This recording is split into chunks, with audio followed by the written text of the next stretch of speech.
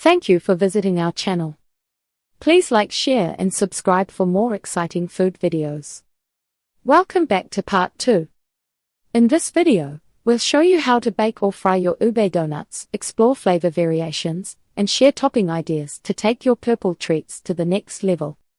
This striking look is a big reason why these donuts became so popular on platforms like Instagram.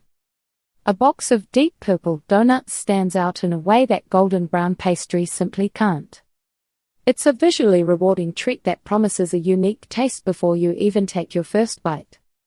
How to make ube donuts at home. If you want to try your hand at making these at home, you don't need a professional kitchen, but you do need the right ingredients. Finding fresh ube in a standard grocery store can be tough. Look in the frozen section of an Asian market for grated ube, or check the aisles for ube halaya in jars. If you're a beginner, starting with ube extract and a jam is the easiest way to control the moisture levels in your dough. Ingredient form. Best for flavor intensity. Fresh or frozen yam. Texture and authenticity. Mild and earthy. Ube halaya, jam. Sweetness and moisture. Sweet and creamy. Ube extract. Vibrant color and scent.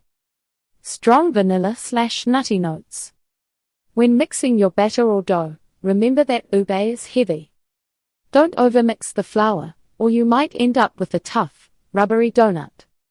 If you're using the jam, reduce the sugar in your main recipe slightly to make sure the final product isn't too sweet. Baked versus fried varieties. You have two main paths when cooking your donuts. A baked ube donut is usually a cake-style treat. It's quick to make since you just pour the batter into a donut pan and pop it in the oven. These are often lighter and have a crumbly, muffin-like texture. Because they aren't submerged in oil, the subtle, nutty notes of the ube often shine through more clearly. On the other hand, the fried yeast donut is the traditional choice. This requires letting the dough rise, which takes more time and patience. The result is a pillowy, airy donut with a slightly crispy exterior. Frying the dough adds a savory richness that complements the earthy yam. If you want the most authentic bakery experience, the fried version is usually the winner, but the baked version is great for a healthy, everyday snack. Essential toppings and glazes. The fun doesn't stop with the dough.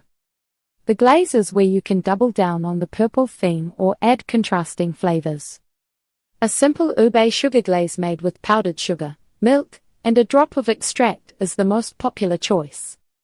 It creates a smooth, shiny coating that seals in the moisture. If you want to add some crunch or extra flavor, consider these popular toppings. Shredded coconut. The sweetness of coconut is the perfect partner for ube. Toasted pinnipig. These are pounded rice grains that add a nutty, toasted crunch similar to Rice Krispies. White chocolate drizzle. The creamy fat in white chocolate rounds out the earthy yam flavor perfectly. Cheese scraps. It sounds strange, but salty cheese is a classic Filipino pairing for sweet ube. And that's a wrap for part 2.